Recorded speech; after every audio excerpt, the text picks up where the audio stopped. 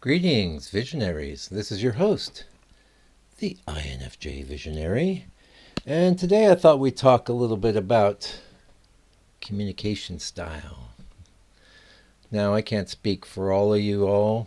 I can only speak for me. I have known a few other INFJs in real life and, of course, online. And I've seen more than a few videos, many of which were made by people that thought they were INFJs and weren't really. So, you take that kind of thing with a grain of salt. But this is not a video about how to know for sure if you're an INFJ. Although we may touch on that towards the end. But communication style. So this is the thing I was thinking about that. Our communication style is twofold. First of all, if we are functioning at a shallow level, predominantly exercising our extroverted feeling function, we're pretty much as good at communicating as anyone else. Of course, this is going to be for mostly surface things and everyday kind of bog standard ideas, which is fine. So much of what is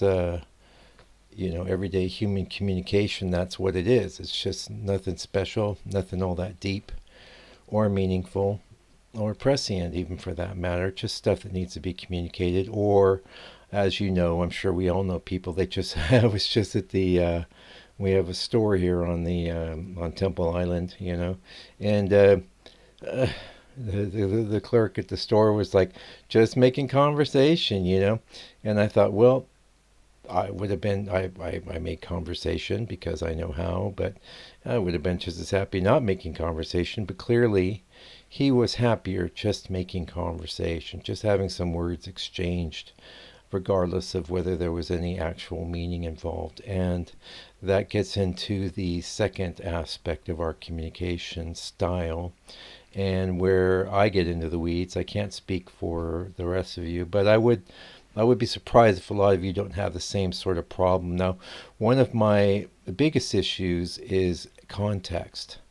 I will be talking about an idea, and then I will divert momentarily into a sidebar to give added context to what I'm saying, and to the degree that I might be two or three sidebars in before I circle around and pull it back into what I was originally talking about.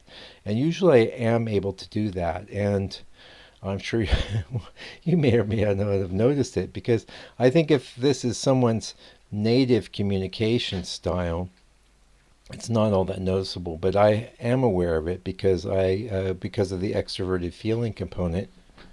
I can see that I'm losing the audience many times, and I can either choose to continue with the sidebar, or a lot of times I'll say, I'm going to bring it around, I'm going to bring it back. So, just stick with me, and heaven help me if I do get off the track and lose my point altogether. And that's never very good. I don't think this kind of roundabout way of communicating is the way people really particularly like to engage in communication. Of course, if you're trying to communicate something significant, it's important to have sidebars. It's important to add context. And if you're trying to communicate something meaningful, it may take you a while to explore that. And I think as INFJs, for the most part, we tend to think before we speak. And for that reason, I have been accused on this channel of speaking quite slowly. I don't have a script, but the thoughts do occur in my brain right before they come out of my mouth. Now, I have known people, and I think a lot of extroverted intuitive types are like this, or perhaps it's extroverted thinkers. I get the no, don't worry about it. I think it's extroverted thinkers. A lot of times they actually think as they talk, and for that reason, a lot of times they like to talk things out and get ideas out into the open, and that's of course valuable for us too. I think especially if we have somebody that will actually pay attention to what we're saying and actually care about what we're trying to communicate and sees our communication style as valuable. I'm looking at you, INFPs and ENFPs, because I think that's the case with you guys, and ENTPs to a somewhat lesser degree, but definitely still there, and INTPs as well to same lesser degree, but still present. I think they value our communication style, while others, we, because of our extroverted feeling component, as we're talking to them, we may sense that they're drifting, that we're losing them. And we can act in one of two ways. You know, we can either just plow ahead and just sort of hope everything works out, or we can just change the subject and move on. A lot of times you make the call in the moment. You know, with a lot of people, that's really the best course of action. If I can tell, especially if I can tell the subject that I'm pontificating on is not that interesting to the person I'm attempting to communicate it to, then I'll even come out and say, "Oh, you don't care about this," and unless they disagree, sometimes they might say, "Oh no, I do," and if they're just being polite, I might try my best to quickly finish off the idea because it's good to be polite. It really is, and we know how to do it. We know how to be polite, and we know how to communicate. We can be some of the greatest communicators ever. Especially, I think a lot of times this is true when it comes to writing. Now I am a writer and I do write. I wouldn't say that I am better at writing than I am at doing this sort of thing, which is just coming up with a dialectic on the fly. And quite often I am surprised at how cohesive and coherent it actually is because it's a stream. It's a stream.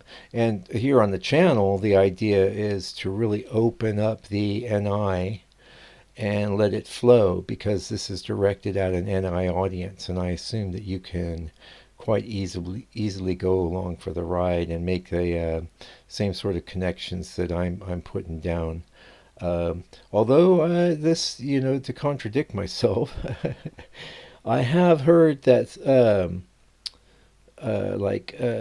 even though I might be rambling, I might be a bit circassious in my speech patterns. I am speaking as directly as I can. I'm not trying to soften the ideas, especially. That's a direct communication style, and I think that's the sort of style that INFJs totally favor. But I had heard, like your INFPs, they prefer a more indirect style of communication, which is always going to kind of be a little more protective. They know that. I think they just want to make sure that they're not offending people with their speech. And obviously, I have done that more than once, in spite of my strong extroverted feeling component, and maybe even in the face of it, where I can see things are going off the rails and I decide I don't care. IDC, there we go. IDC, I do not care. In this particular instance or conversation I might be having, I can choose not to care because ultimately the other party doesn't care all that much, do they? And hey, just guard the temple and be quiet about it. Sorry about that. Temple Guardians getting a little rambunctious there. Yeah, so that's what I want to say. Mostly about communication style. I think I think I can definitely tire some people out. On the other hand, some people love it. They find the tapestry rich and rewarding to follow. And that's the hope. That's what you hope when you're communicating. And what is the reason to communicate? It's just to basically to share, to learn, to grow, to expand your own mind. And perhaps you can expand the mind of others, although I don't think that should be any kind of overt intention. I think it's sort of a lead by example sort of thing there. If your mind has been a bit more open and expanded than those around you and you're communicating and you can bring them along, great. And but don't think that's your mission because that's, I think they call that a messiah complex. That might be a good topic for maybe another video. I don't know. Anyway, that's it for today, my INFJ friends. Until I come back in a couple more, do me a favor, keep on keeping on.